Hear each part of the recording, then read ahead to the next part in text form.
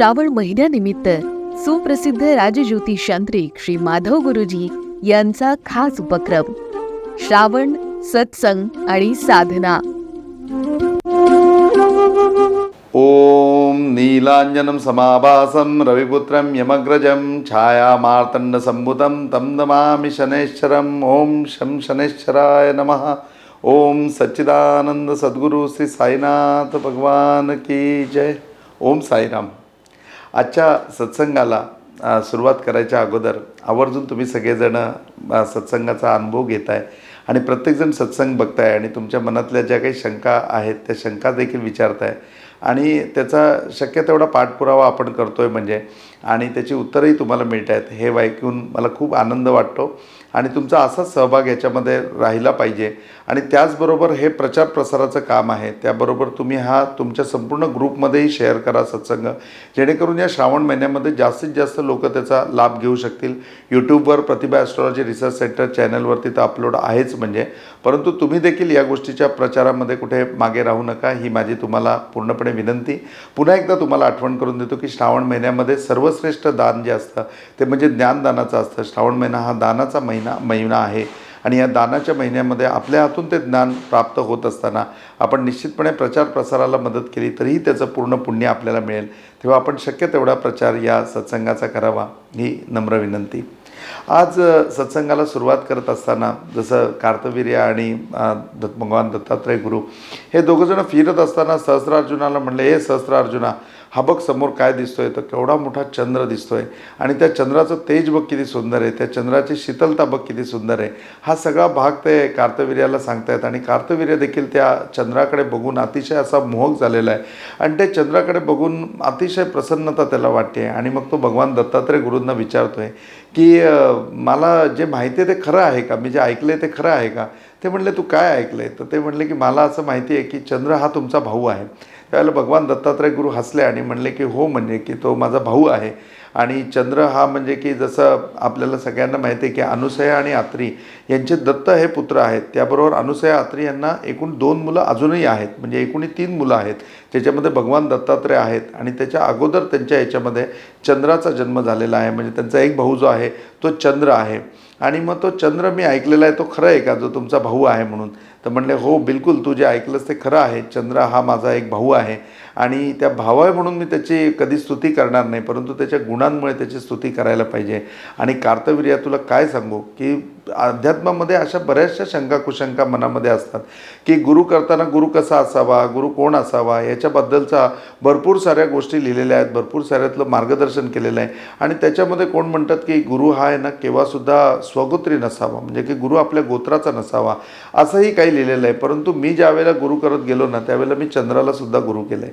आता चंद्र माझा गुरु झाल्यानंतर माझं आणि गुरुचं गोत्र एकच येणार आहे आणि आपण ज्यावेळेला ज्ञानेश्वरीमध्ये जातो त्यावेळेला ज्ञानेश्वरीमध्ये सुद्धा आपण बघतो की भगवान ज्ञानेश्वरांना स्वतः निवृत्तीनाथांनी दीक्षा दिलेली आहे, निवृत्तीनाथांनी कानमंत्र दिला आहे। मग निवृत्तीनाथ हे सख्खे मोठे भाऊ होते, मग ते दोघंही जण पण एकाच गोत्राचे आले ना, मग हे स्वगोत्री कसे। तर ह्या ज्या गोष्टी आहेत या गोष्टी कुठेतरी अवडंबर म्हणून आहेत, या अवडंबर म्हणून त्याचा त्याग केला पाहिजे।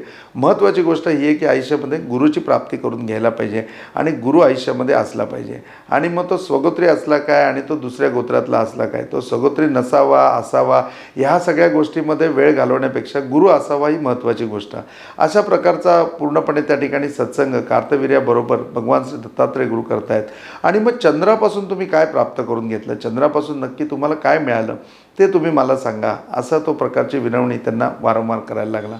मग ते म्हणले की ह्या चंद्राला मी गुरु मानलं ते म्हणजे पौर्णिमेच्या दिवशी मी असंच ज्या वेळेला फिरत होतो त्यावेळेला मी या चंद्राकडे खूप वेळ बघत बसलो आणि या चंद्राकडे ज्या वेळेला मी बघत बसलो त्यावेळेला मला माझा भूतकाळ देखील आठवत होता। भूतकाळामधल्या बऱ्याचशा घटनांचा देखील मी अनुभव घेत होतो आणि माझ्या आयुष्यामध्ये घडणाऱ्या घटना आणि तो पौर्णिमेचा पूर्ण चंद्र हा बघत असताना मला असं वाटलं की उद्या पुन्हा प्रतिपदा येईल आणि प्रतिपदा मग द्वितीया मग तृतीया मग चतुर्थी असं होत जाताना हा चंद्र हळूहळू क्षयाला जाईल, म्हणजे की लहान लहान लहान होत जाईल आणि शेवटी तो इतका लहान होईल की अमावस्येच्या काळ्या रात्री तो दिसणार सुद्धा नाही, म्हणजे इतका तो लहान होत जाईल।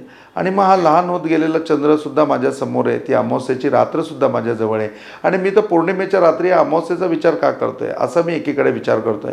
नंतर पुन्हा माझे विचार बदलले गेले आणि पुन्हा प्रथमा चालू झाली, पुन्हा द्वितीया चालू झाली, पुन्हा प्रतिपदा आली आणि प्रतिपदेचा तो सुंदर चंद्र मी बघितला, द्वितीयेचा तो सुंदर चंद्र मी बघितला आणि मग त्या सगळ्या चंद्रांकडे बघून त्याचं ते रूप बघून मला ते इतकं मोहक वाटलं की मला प्रचंड आनंद तो चंद्र बघून झाला आणि जणू काही मला त्याच्यापासून एक तत्त्वच मिळालं.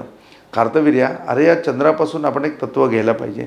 ते म्हणजे की ह्याच्या कलाने किती हा उणा होत गेला, म्हणजे की तो किती बारीक होत गेला किंवा तो पौर्णिमेच्या दिवशी तो पूर्ण चंद्र झाला, म्हणजे तो पूर्ण त्याचं बिंब दिसायला लागलं. तरी तो ज्यावेळेला कमी होतो त्यावेळेला त्याला काही फरक पडत नाही, ज्यावेळेला तो वाढतो त्यावेळेला पण त्याला काही फरक पडत नाही. तर आपल्या आयुष्यामध्ये पण असं पाहायला पाहिजे की आपण आत्म्याच्या ठिकाणी इतकं संतुष्ट असायला पाहिजे की कुठल्याही गोष्टीने आपल्याला फरक नाही पडला पाहिजे. परंतु आपल्या बाबतीत असं होतं का?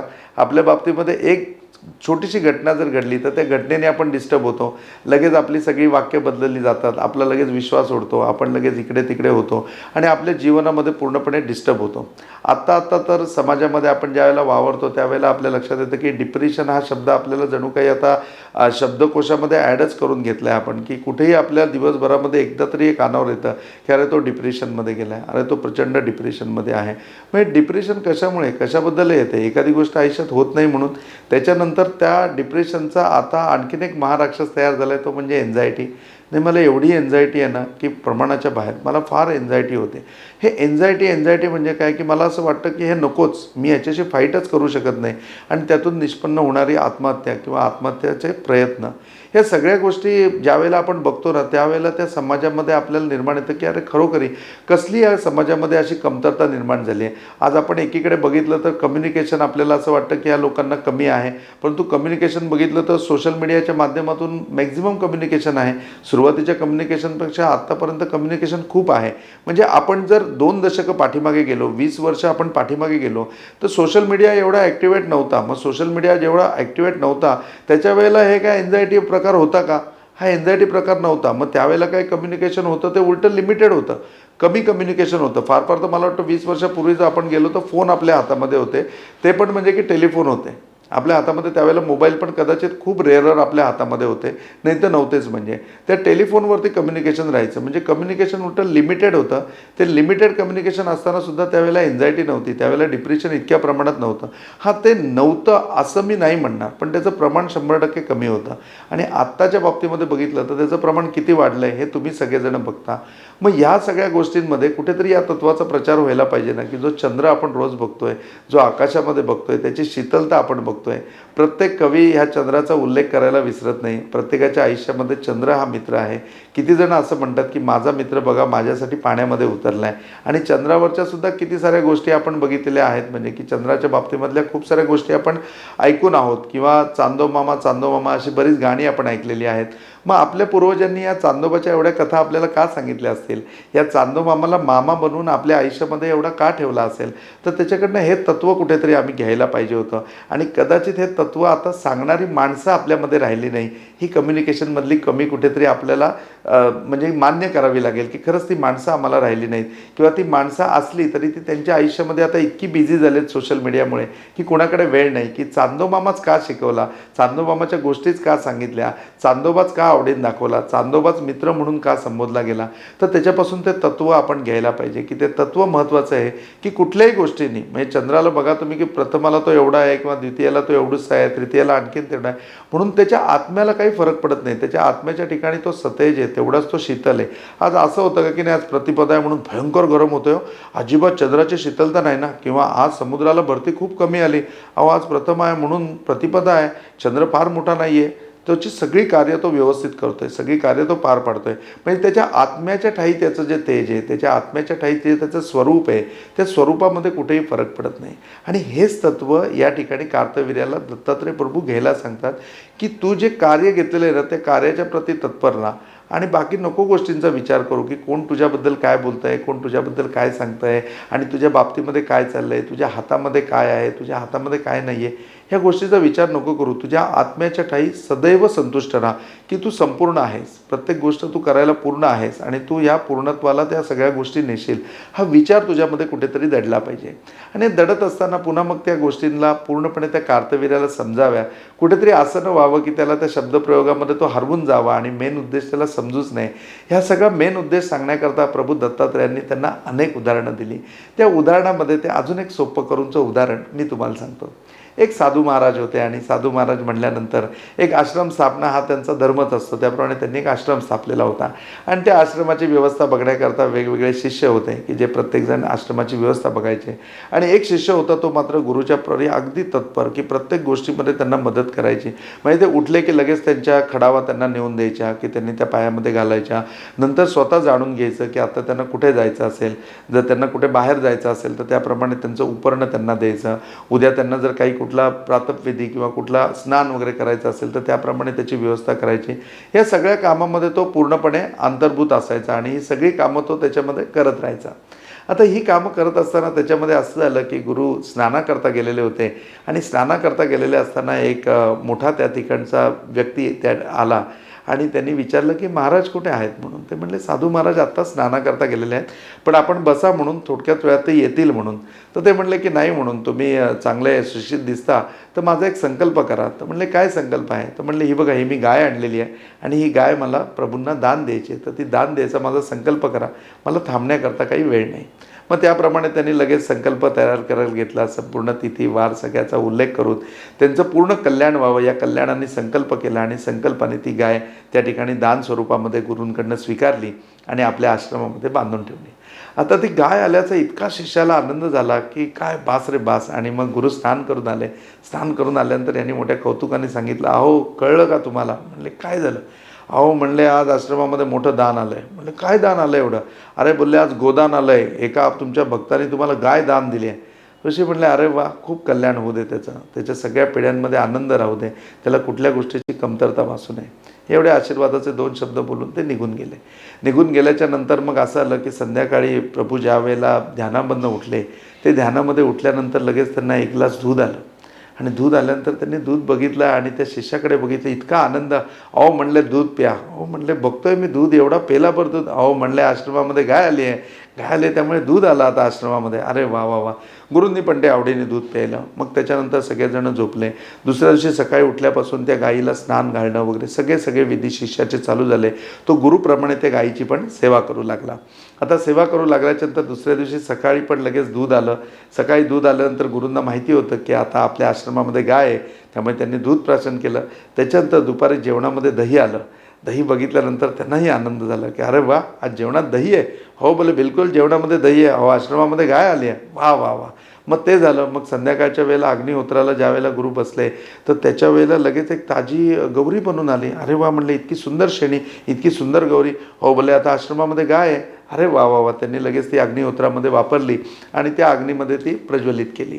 त्याच्यानंतर मग नेहमीप्रमाणे सगळं रुटीन चालू होतं. मग तिसऱ्या दिवशी काय झालं तर गुरु ज्यावेळेला जेवायला बसले तेव्हा तुपाची धार आली. अहो म्हणले तूप घ्या. अरे वा तूप. हो म्हणले आश्रमामध्ये गाय आहे. आणि मग असे सोपस्कार सगळे चालू होते. कधी अग्नी प्रज्वलित करताना त्याच्यामध्ये फ्रेशमध्ये सुंदर अशी गौरी असायची, म्हणजे शेणी असायची. गोमूत्र चांगल्या याच्यामध्ये भरून ठेवलेलं होतं एका सुंदर अशा याच्यामध्ये. आणि असं सगळं आश्रमामध्ये त्या गायीमुळे चालू होतं.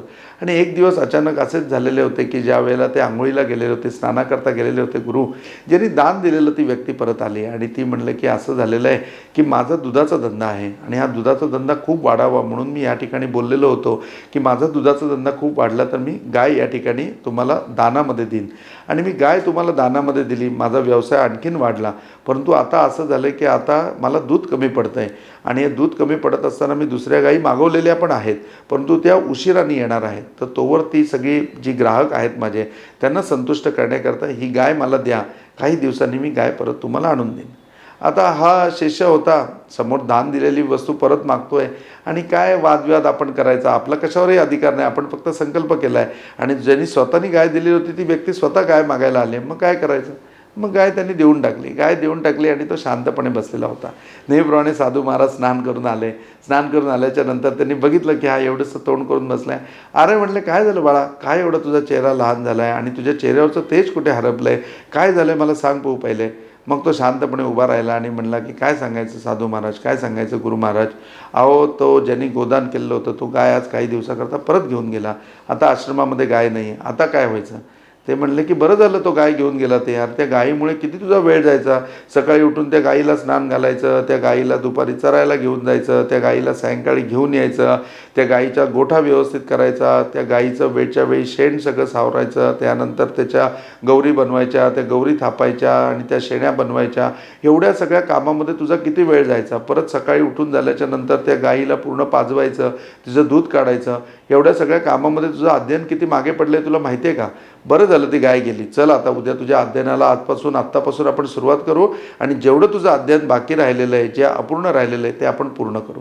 आणि त्या शिष्याला ते घेऊन गेले. म्हणजे गुरुच्या ठाई ज्या वेळेला गाय होती त्यावेळेला त्या आनंदामध्ये, त्या मिळणाऱ्या सगळ्या गोष्टींमध्ये त्याचा उपभोग घेण्यामध्ये गुरूंना आनंद पण होता. परंतु ज्या वेळेला ती गाय आश्रमातून गेली, त्या आश्रमातून गेल्यानंतर त्याचं दुःखही काही नव्हतं. उलटं त्याच्या पाठीमागे शिष्याला सावरवताना त्यांनी सांगितलं की अरे बघ त्या गायीच्या पाठीमागे तुझा किती वेळ जायचा. आणि एक्झॅक्टली आयुष्यामध्ये हाच सत्संग, एक्झॅक्टली आयुष्यामध्ये हेच तत्त्व ह्या चंद्राकडनं आम्हाला घ्यायचं आहे की कुठल्याही गोष्टीमध्ये ना आत्म्याच्या ठिकाणी आपण संतुष्ट राहिलं पाहिजे, आपला आत्मा कायम आनंदी राहायला पाहिजे. मग कुठल्याही गोष्टीमध्ये तुम्ही डिप्रेशनमध्ये जाणार नाही, कुठल्याही गोष्टीमध्ये तुम्हाला एन्झायटी फेस करावी लागणार नाही. आणि हे तत्त्व जर आपल्याला कुणाकडनं घ्यायचं असेल तर ते चंद्राकडनं घ्यायचं. कार्तवीर्याचा चेहरा हे ऐकल्यानंतर खरोखरच चंद्रासारखा तेजस्वी झालेला होता. भगवान दत्तात्रय गुरु तर स्वतः सांगतात की मी भाऊच आहे म्हणजे, आणि चंद्र माझा भाऊच आहे. तर चंद्र एवढं तेज निश्चितपणे त्यांच्या चेहऱ्यावरती आपल्याला दिसतं. आणि मग त्या तेजाकडे, त्या चंद्राकडे बघत असताना एकदा चंद्राकडे एकदा दत्तांकडे असं तो कार्तवीर्य बघतोय. आणि ते तेज दोघांमधलं बघत असताना भगवान दत्तात्रय गुरु म्हणतात की अरे कार्तवीर्य तू किती सुंदर दिसतोयस, तुझ्या चेहऱ्यावर किती तेज आहे बघ, या चंद्राप्रमाणे तुझ्या चेहऱ्यावरती तेज आलं आहे. त्यावेळेला तो शांतपणे म्हणतो की नाही, तेज माझ्यावरती चंद्राचं येण्यापेक्षा चंद्राचं तत्त्व माझ्यामध्ये उतरेल असा मला आशीर्वाद द्या. कुठेतरी कधीतरी मला जाणीव करून द्या की त्या चंद्राकडनं जे तत्त्व होतं ना ते तत्त्व कार्तवीर्य तुझ्यामध्ये दिसायला लागलं आहे. बघ तू किती आनंदित आहेस, तुझ्या आत्म्याच्या पाठीमागे म्हणजे की तुझ्या आत्मानुभूती किती सुंदर आहे, तुझ्या आत्मा किती संतुष्ट आहे, या गोष्टीची मला जाणीव आयुष्यामध्ये व्हायला पाहिजे. माझ्या आयुष्यात कुठल्याही गोष्टीच्या क्रमामुळे माझ्या आत्म्याच्या ठिकाणचा आनंद कमी नाही झाला पाहिजे. आणि हे कार्तवीर्याने जे जसं तत्त्व चंद्राकडून घेतलं, जसं चंद्राकडचं तत्त्व भगवान दत्तात्रय गुरूंनी घेतलं, तेच तत्त्व आजच्या सत्संगप्रमाणे चंद्राकडनं आपण घेतलं पाहिजे. की आपण कुठल्याही गोष्टीमध्ये नाराज न होता, एखादी गोष्ट आपल्या जीवनामध्ये आली तर आनंदाने त्याचा स्वीकार करायला पाहिजे, त्याचा उपभोग घ्यायला पाहिजे. परंतु कुठेही आसक्त न बनता ती गोष्ट आपल्या आयुष्यातून गेली तर बस लेट इट, एवढंच समजायचं की आत्तापर्यंत त्याच्यामधनं सुख होतं, आता दुसरी काहीतरी नवीन गोष्ट येणार आहे, ती घेण्याकरता आपण तयार राहायला पाहिजे. कुठेही डिप्रेशनमध्ये जायला नाही पाहिजे. आता ह्या आयुष्यामध्ये परत येणारच नाही, आता माझं आयुष्य उठूनच दिसणार नाही असं न समजता उलटं तेजोमय, आपोदीपो भव आपण शिकलेलो आहे. आपला चेहरा आणखीन तेजोमय झाला पाहिजे. आणि तेजोमय होऊन कुठेतरी आपल्यामध्येही भावना निर्माण व्हायला पाहिजे की नाही एन्झायटी वगैरेची काही आवश्यकता नाही किंवा मला त्या गोष्टीची काही कमतरता नाही. माझ्या आयुष्यामध्ये निश्चितपणे नवीन काहीतरी येणार आहे आणि नवीन काहीतरी येणार आहे त्याचा स्वीकार करण्याकरता मी आता पूर्णपणे सज्ज आहे. मी संपूर्ण आहे, मी पूर्ण आहे. हे दोनच वाक्य आपल्या आयुष्यामध्ये आपण लक्षात ठेवून पुढच्या जीवनामध्ये जर आपण मार्गक्रमण करत राहिलो तर मला वाटतं हे डिप्रेशनसारखे जे रोग आहेत हे आपल्या वाटेला सुद्धा येणार नाही. किंवा एन्झायटीसारखा जो एक ब्रह्मराक्षस आपल्यासमोर आहे आपण त्याचा निश्चितपणे फाईट करू शकू, त्याला निश्चितपणे आपण माघारी परतवू शकू. आणि ह्या सगळ्या गोष्टीकरता अशा प्रकारच्या गोष्टींचा, या तत्त्वांचा प्रचार आपल्याकडनं झाला पाहिजे. तो तुम्ही सगळेजण करताय, नुसते ऐकून थांबू नका. तर ही गोष्ट प्रत्येकाला शेअर करा. तुम्हाला व्हिडिओ पाठवला तर खूप चांगला, नाही तर ही गोष्ट स्वतः समजून घेऊन तुम्ही अनेक उत्तम ठिकाणी सांगा की जेणेकरून या तत्त्वाचा प्रचार होईल. आणि कोणीतरी एन्झायटीमधला असेल तो त्याच्यामधनं बाहेर निघेल, कोणीतरी डिप्रेशनमधला असेल तो त्याच्यामधनं बाहेर पडेल आणि निश्चितपणे आपल्याला पुण्याची प्राप्ती होईल. ओम साईराम.